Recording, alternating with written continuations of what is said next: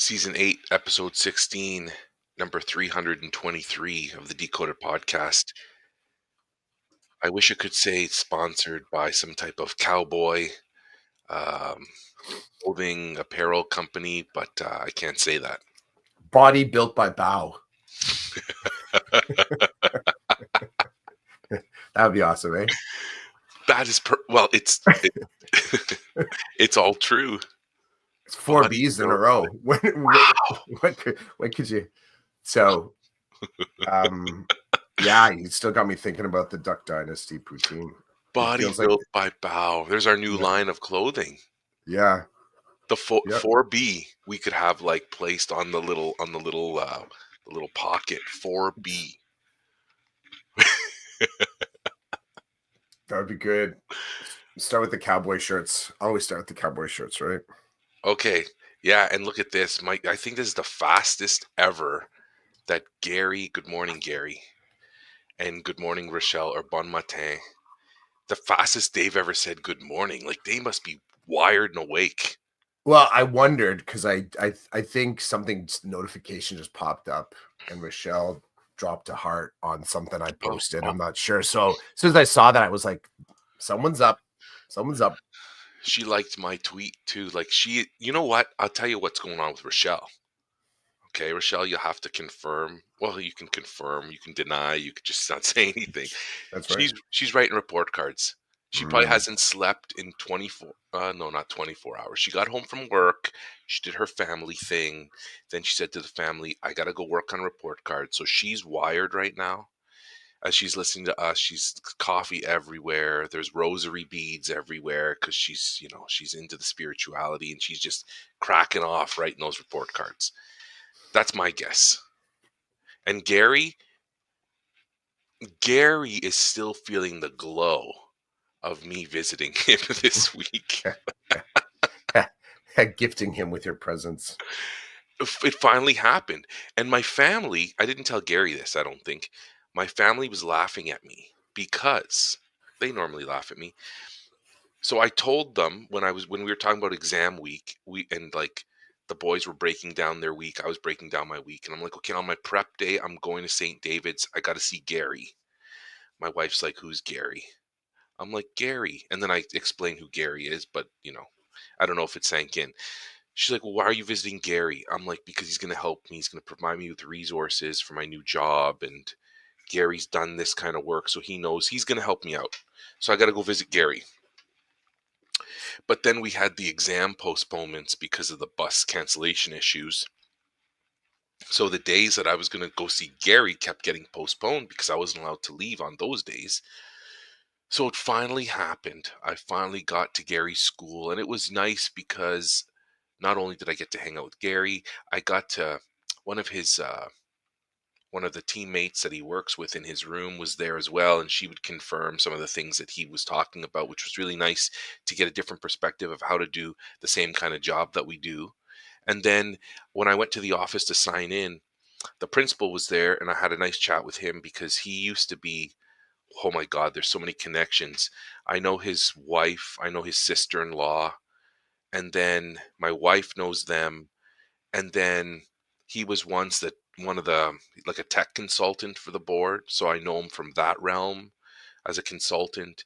And then he was my boy's vice principal at their high school. So I would interact with him that way. And now he's the principal of Gary's school. So I'm in there signing in, just trying to mind my own business, trying to get in and out of the office without being seen. And the principal's like, yo, Roland, what's going on? And it was probably a little bit surprising to him, like, aren't you at Benny's? I'm like, yeah, it's my prep day. I'm here to see Gary. And as soon as I said that, it was like, oh, okay. Like, not that there was ever an issue, but when I'm like, yeah, I'm going to Student Success to see Gary, it was like, okay. That would have been fun if there was an issue. It's like, oh, I'm just skipping school. And I'm here to bother Gary. Yeah, today's not a good day, Roland. today's just not a good day. Like, what? No. Take it from me. Well, administrators do that sometimes because they have to. I know I this is kind of sick. Well, maybe you won't think it's sick, but when I'm walking past a window at the school and I see cop cars outside, I always go to the office. I go to the office to see the mayhem and to see which office are they in? Which are they with the principal, like the big gun, or are they with one of the VPs?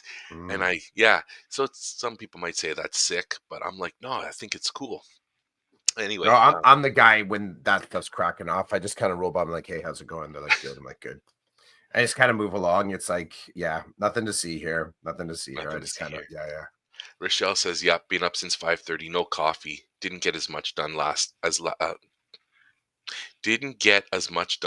night as it took me 2 hours to get home from my school. Was there something wrong with the roads?" Rochelle took the long way home. Roch- she went, she went Galt via Kitchener, via Guelph, via Hespler. I know she lives in the boonies. Didn't you just drive your snowmobile? Come on, get with it. There is a school in our board that happens. The one up in Sutton, the northern part of our board, there are individuals that, they'll come in 4x4s, 4x4s like quads and snowmobiles and three wheelers. Yeah, they'll do that. It does I think that's happen. awesome. Yeah, it can be. I mean, when you're if you're new to the staff, it can be a little bit like, what the heck's going on? Everyone walking in like snowmobile gear doesn't even fit in your locker, right? Kids sitting in class, they're just cooking because it's like they didn't want to take off their snowsuit. So here we are, bro. It's February the 1st. It's February the 1st. Tell me, okay, your whole household is high school now. yep.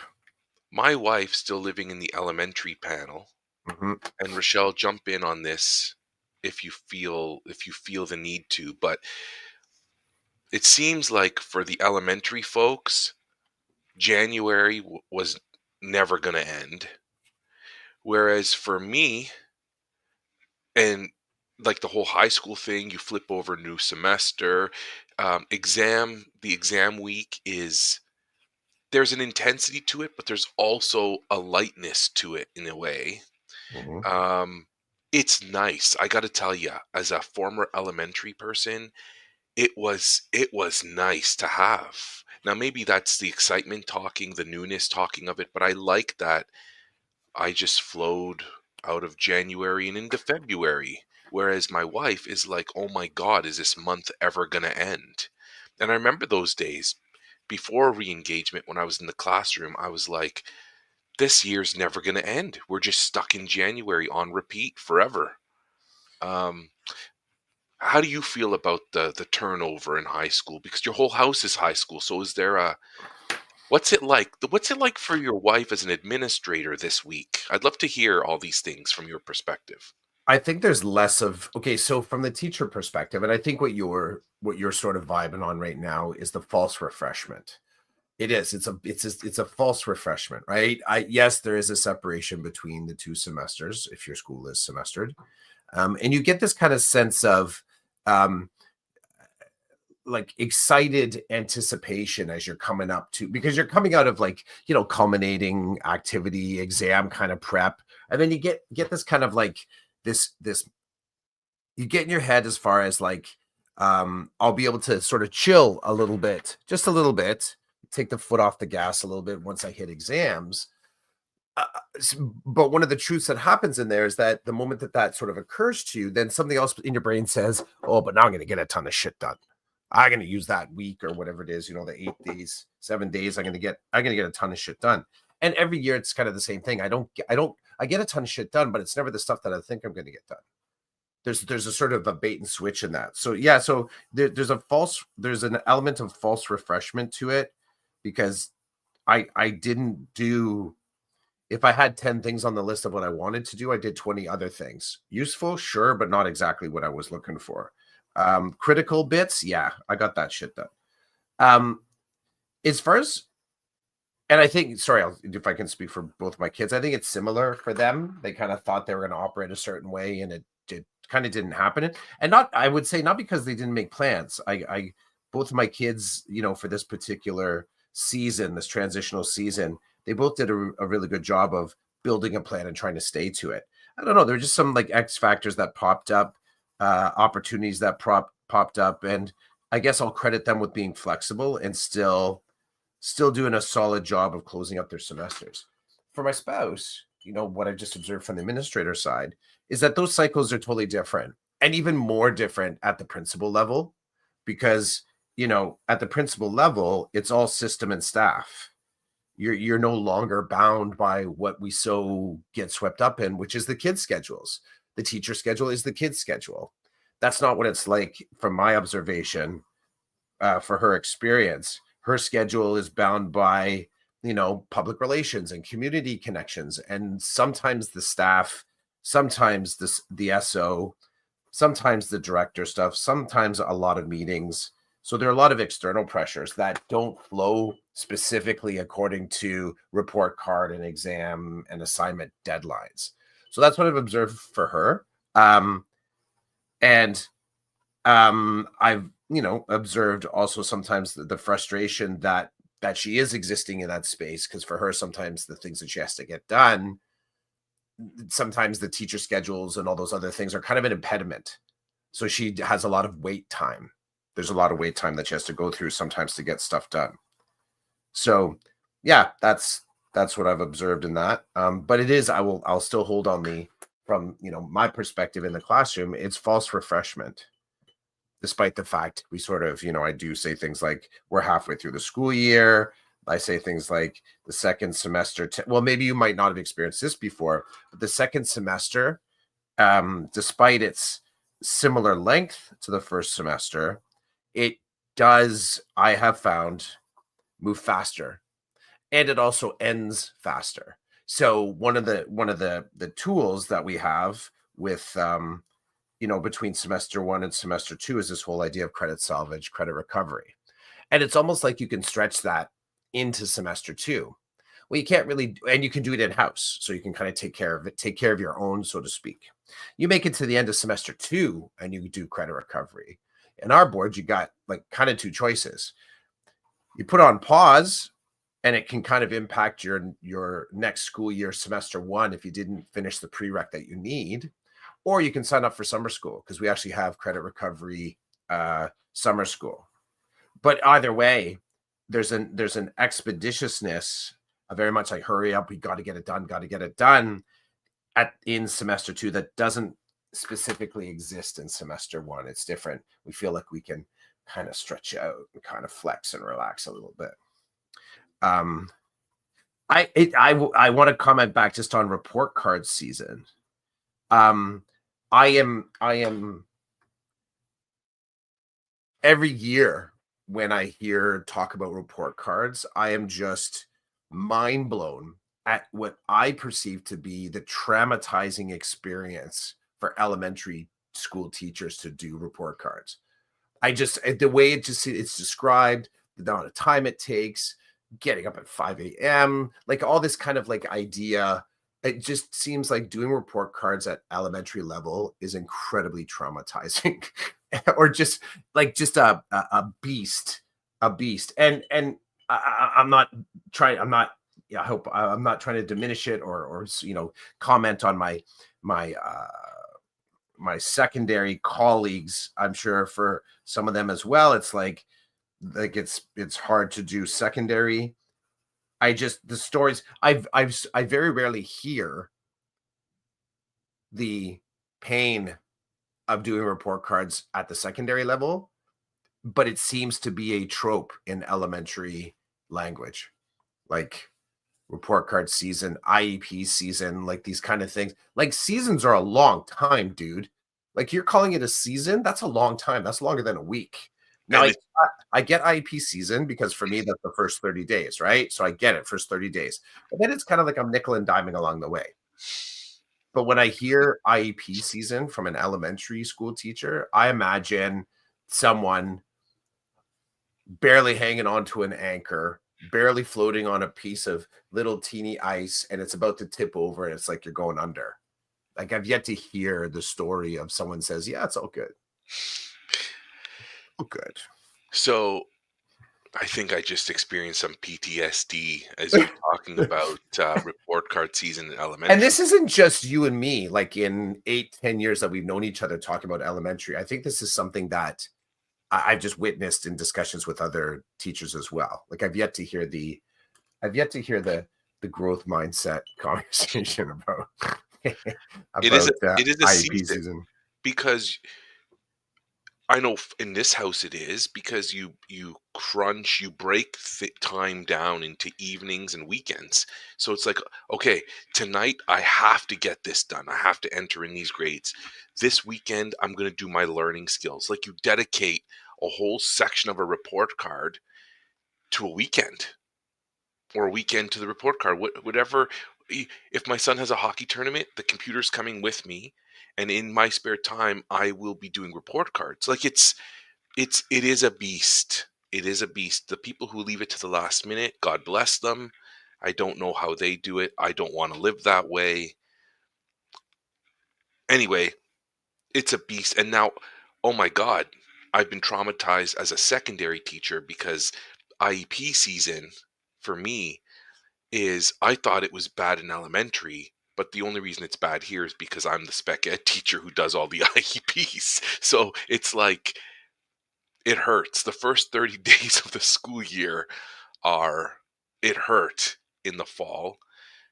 And now I'm told it's not going to hurt as much, but I'm like, hey, I'll experience it. It's going to be different, but I've got two new IEPs I need to write because people went out and got assessments done for good reason. And I'm not complaining, but I'm just saying I need to revisit how to start up the IEP again, brand new, fresh. There's like a checklist, and I got to make sure I'm going over that checklist like pilots do before they take off in an airplane or a helicopter. You got to make sure everything's good because you do not want to crash because there's an issue with your checklist, right? I don't want to crash. I want to make sure everything's as good as it can be under my control, and we go from there. So thanks for explaining that. My God, report cards in elementary, and even after years of doing it, and you accumulate knowledge, understanding, you find efficiencies, it still friggin' hurts. There's no way to, it still hurts. So imagine not knowing anything. The pain is excruciating. But then after years, and here's the thing too, many people would say to me, well, just use your comments. Have you not saved all your comments? I'm like, I saved my comments, but I don't always teach the same thing. Like, and then I look at them and I'm like, tell me you've not been teaching fractions the same way at the same time every year for the last 5 years. Because like, no, I can't use my comments because they're specific to what the kid did, what the kid learned. We didn't do it the exact same way this year. Now, what's cool, I do save everything because I can take bits and pieces as I need, if I need. But I find part of the season, the early part of the season, is creating the comments. So there's a weekend or two of comment creation. Okay, this is what happened in social studies this term. This is what we learned about. These are like the 6 things that I can take from this unit and apply to each kid as it fits, right? Okay, this is what we did in math, this is what we did in writing, this is what we did in reading, right? Because I'm not always reading the same books. The kids are not always engaged. It's the same expectations, just they're we work through them differently. Anyway, there's the preseason, then there's the season, and then as soon as the season ends, it's like, oh, now it's time to do IEPs. So in the IEPs would be my IEP season for me as elementary was short. I made it short because I would recycle. I would recycle. So if I know in term 2 I'm going to be teaching these 3 units, okay, I have a couple of I have a couple of I have a couple of things I can use to create the expectations for the handful of kids in my class that require modifications in that area of curriculum. I'm okay. I'm okay. And then because it's a dynamic document, if I need to shift gears hard, then I can go in and I can change it and I can let parents know. Parents have never been a problem. I've always experienced issues at the school level. Like, well, did you talk to parents? Yes, the parents know. I do a newsletter. The parents know what we're learning. So if I'm shifting gears with my curriculum, I need to shift gears with the IEP because then it won't be accurate and it needs to be. Well, did you talk to the Yes, I talked to the parents. It's like friggin' Navy SEALs. They think I'm just diving in behind enemy lines, changing the IEP and not telling anybody. No, everybody knows. It's not a secret. There's a reason why it's being changed. Anyway, let's shift back to Rochelle says sheer ice on the way home yesterday. That sucks, and I'm glad that everything was ended up well on your end. Um, Another reason to get a Hummer or something, Rochelle. Get a big beast tank truck to get you around. And Quad 4x4. that too, with chains on the wheels or whatever. Usually she would agree, but she had so much going on that she didn't know where this month went. Well, that's great that your January flew by because other people were being tortured. Oh, term 2 IEPs are due the same day as the reports. Oh, maybe I do remember that, but I remember the report card season was this long for me, and then the IEP season was this long. And then, yeah, somebody prints off the IEPs and they go home on the same day. I have trauma over that because I was reading a memo the other day. You know, those weekly emails from the school board that nobody reads. I read them. Yeah, you read them too. And I know your wife probably memorizes them because you told me that's one of her gifts. But I was reading about the IEP stuff and I was like, what is this? It's all elementary. Get to the good stuff. I'm secondary. So I'm like going through and it's talking about report cards. And I'm like, no, we're not sending anything with report cards. And I'm like, oh, that's elementary. But it was like one abusive sentence after another to me. It hurt. Anyway, I got through it. I got through it. Thanks for talking report cards with me. I know it's not the most interesting thing, but Well, you know what? It doesn't. I think it rings true. I think it's there's always. I guess I'm craving a different perspective, alternative story. The chapters on this one, both from elementary and now secondary, feel very repetitive. And as soon as I sort of notice that, I don't actually say to myself, well, it is what it is. I never go there. I go, what am I missing? What am I so buried in my perspective that everything is confirmation bias? There's got to be an alternative view on this. And my brain will just seek out that alternative view just so I don't feel like I'm boxed into the idea too tightly. So the story that I've heard about IEPs in general and consistently from elementary is that it is brutal. And I'm looking for the alternative story to it where someone is like, yeah, no, it's I'm good. I know how to do it. It's a little bit like and I've been in similar vibe situations when people were talking about what it was like to teach during COVID. And I'm saying specifically the teaching during COVID. And they were talking about how terrible it was to go online and the design of lessons and like all this stuff that was just kind of like the known negative comments about teaching online. And the whole time I'm like, I'm good. I actually really enjoyed it.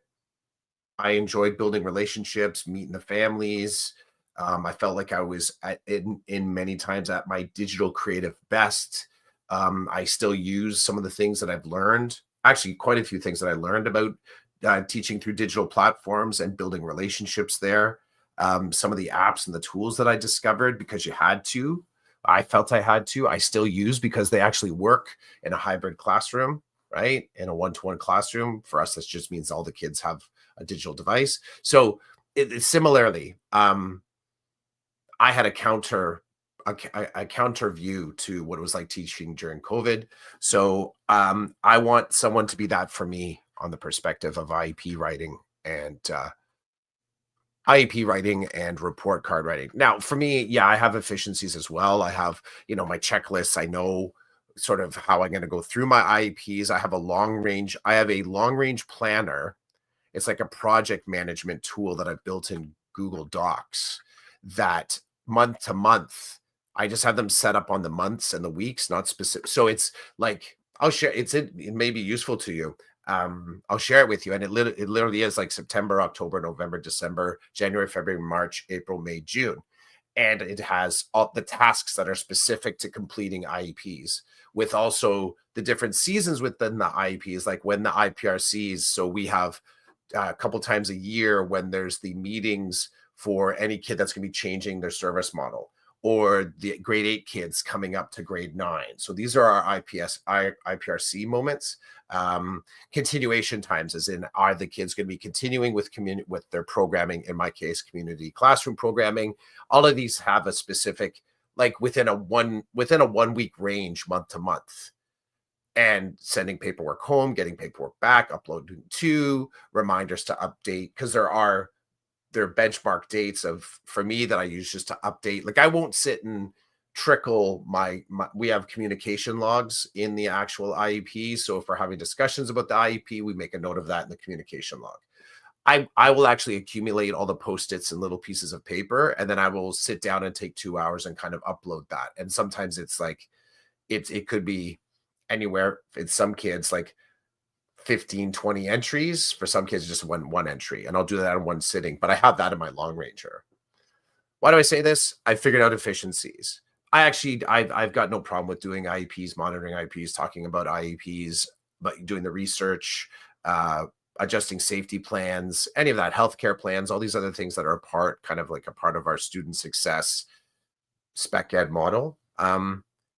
But I am still looking. I don't need anybody to tell me about the efficiencies. I think I'm looking for someone to just kind of express joy, which is a really sort of like ridiculous thing, even as it comes out of my face to say, but someone that sort of can at least imbue it with neutrality, maybe even joy.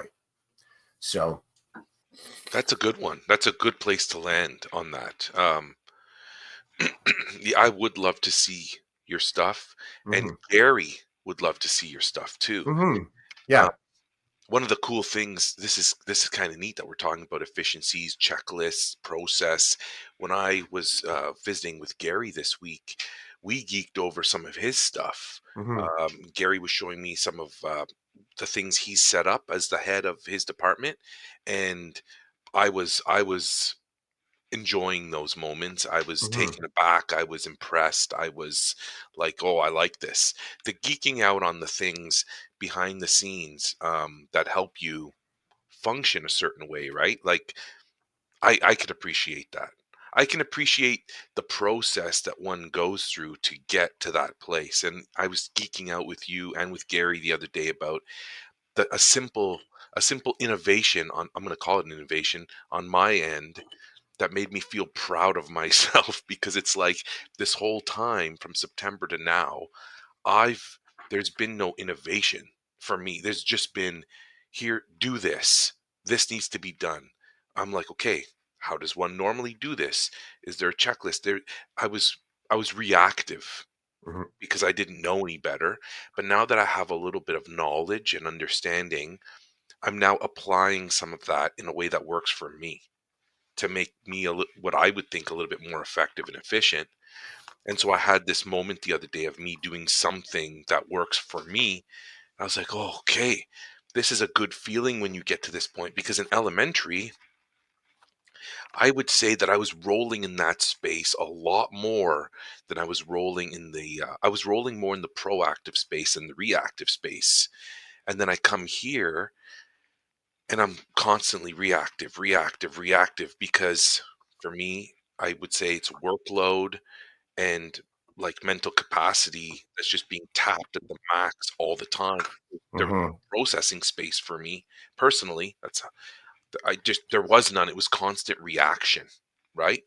Um, which I think that is what's causing me to feel fatigue that I'm attaching to learning. Because I think I've told you and several other people I'm tired of learning, but I don't think it's the learning I'm tired of. I think it's the maxed out capacity that leaves no space for me to do anything else except constantly react. So it's like, here, do this. This is how you do this. This is what this looks like. Boom, boom, boom, boom. And so I'm at 100 all the time. There's no space for anything else to happen. It's just react at 100, react at 100, react at 100. And finally, the other day, that meter dropped to like, 60.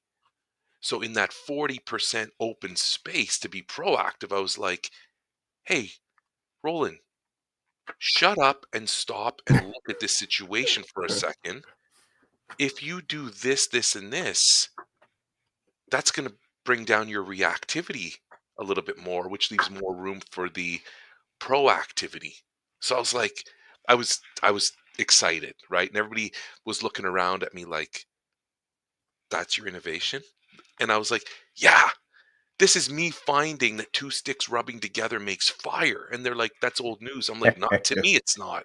And that's the key, because I think often, I think that's often where we trip up when we talk about innovation, is that it actually, we spend too much time talking about capital I innovation.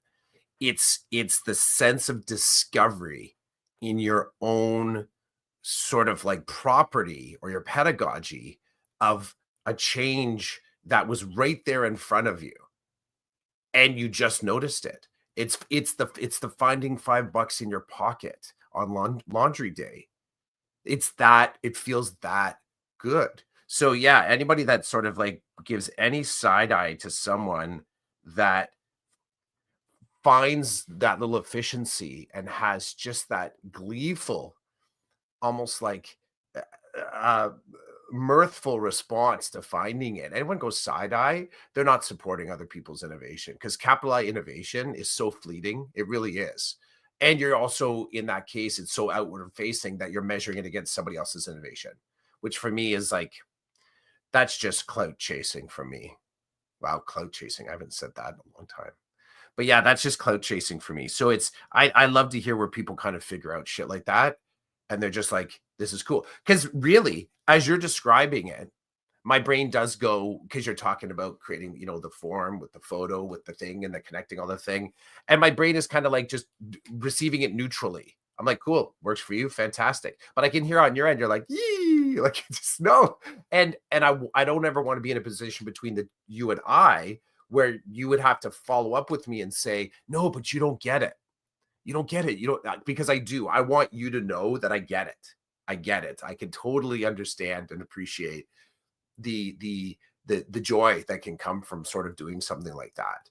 And I think if we sort of use that to encourage other people to find, to look at their own practice in a kind of like joyful manner, they'll find little things too that they can say, yeah, I did that. I do this because this leads to this little bit of wellness for me. Right. I dig that.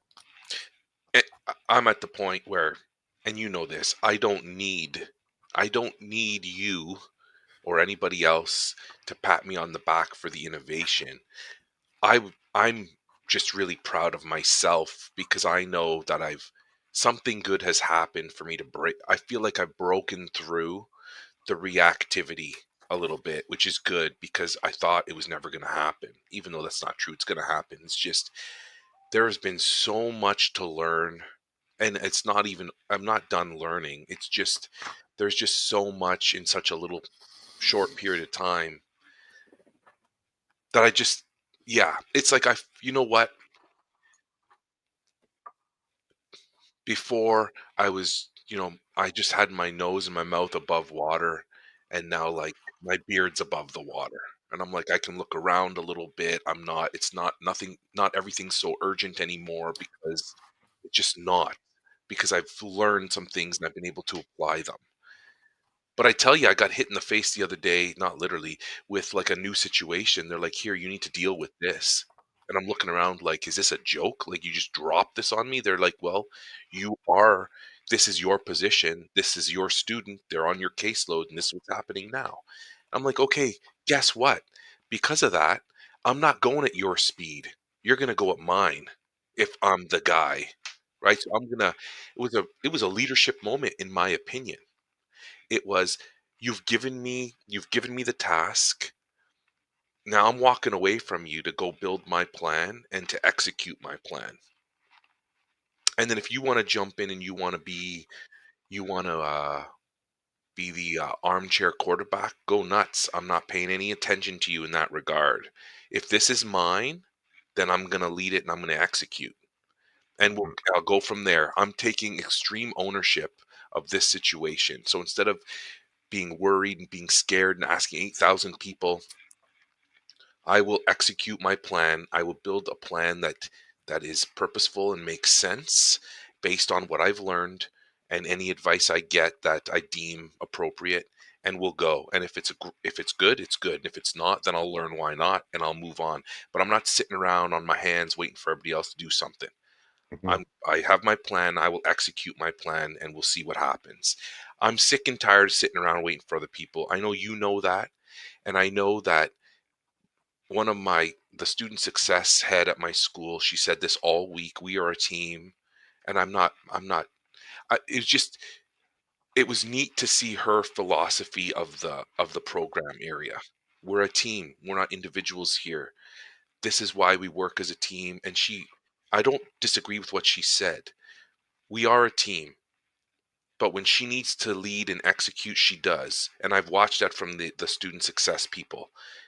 They get something, they plan, they execute, they lead, they lead, they lead, and they lean on other people when they need to. We're a team, but I'm not waiting for you. I'm not going to beg you to do what you need to do for me. I'm going to make things happen as I need to make things happen to serve my students and to do my job. And I say that like I'm getting all giddy inside, because to me that's what I've been training for. All these leadership things I've done, they're all coming into play now. So if anybody were to say to me, "Why'd you do all the leadership training? Where did it get you?" Got me to a place where I'm confident to plan something and to make it happen, to follow it through, good or bad, debrief on the end and reflect and figure out what worked, what didn't work, how do I do this again, how do I model this for others, how do I explain my process and my procedure and whatever. That's where it's brought me to. It's brought me to a place where I can function like a leader. I think one of the tropes in education when we talk about, well, it could be in any business, but I've been doing this one longer now, is that leadership leads to administration. We don't often have a conversation about how pursuing leadership opportunities, it's even wrong. Let's call them learning opportunities that result in better leadership. It's probably a better way to do it, right? What's the learning that you've done, professional and personal, throughout your career in education that has just made you a better person in your classroom? That's leadership as well. And leadership opportunities don't have to take you away from your classroom. So I think this is an element of what you're touching on here, because someone could easily say, but you have your PQPs, because that's the capital L leadership. But it doesn't have to be that. What if those opportunities just actually become the seeds to your own wellness in the classroom that you're existing in? So instead of gathering that kind of like experiential density and spreading it out over this broad job so it thins out your actual capacity, you keep it dense. So the connections are faster, the ideas are clearer, the actual expression of it is more logical and more tangible and more action based. One of the things I've noticed every time when someone moves into, like, if when they ascend, and it's wrong, you can say lateral, but when they ascend to a higher level of leadership, their resources diffuse. Stay tight, stay dense. Take those lessons and just keep them in your classroom. Hoard them, use them in front of you, have them there as ready made, ready to go opportunities for you and your kids. So, It is very exciting to take those opportunities and use them to benefit you and others where you're at, no matter whether it's in the big chair in the office or not. More mhm. often than not, I don't. I love this idea of preparing, of leadership training and preparing for leadership, but for whatever it is you end up doing, not for just one thing, which is becoming a principal. Mhm. Because I'm not. So does that mean everything was wasted? Hell no. None of it Well, was no, wasted. but now you know, but now you can say that with assurance. Now you see it. Now you see it. So, I know it's time to shut down. Gary, oh my God, Gary, we could talk for at least another hour on what well, Gary we just will. dropped. Let's take You this into the WhatsApp. Okay. Oh, you're right. Team is a loaded term. It's important to know what that means in a context and function, because not all teams function the same way. And you got Rochelle's stamp of approval, Gary, so that means you're on the right path. But yes, we can move this. We can move Yep. this to our Patreon, our private sector chat. Patreon. It's a Patreon. Patreon. I have another topic too that I got to drop there about identity crisis. Okay. Identity crisis and leadership. I'll do that as just a teaser. It's not as harsh as it seems, but I had a moment this week that I want to share. But I'll do that in the WhatsApp and see if that'll activate some conversation. Yeah, so if any of our listeners are interested, we keep these conversations going in a text form using the WhatsApp app. So if you want to be part of that, reach out to Chris or I and we can hook you Mhm. up. You can be part of the Absolutely. conversation. Yeah. All So I right, guess you you probably best way to find me if you are going to do that. You can find me on Threads. You can find me on Instagram. So Facebook, I guess you try to find me, find a way to connect with me there. right on. Okay, we're good to go, right? Yeah, man. Thanks, Gary and Rochelle, for chatting with us today, and for anybody else who's listened in. This has been the Decoded Podcast, Season 8, Episode 16, number 323. Have a great day. Happy February. Peace. Peace, man. Have a good one. You too.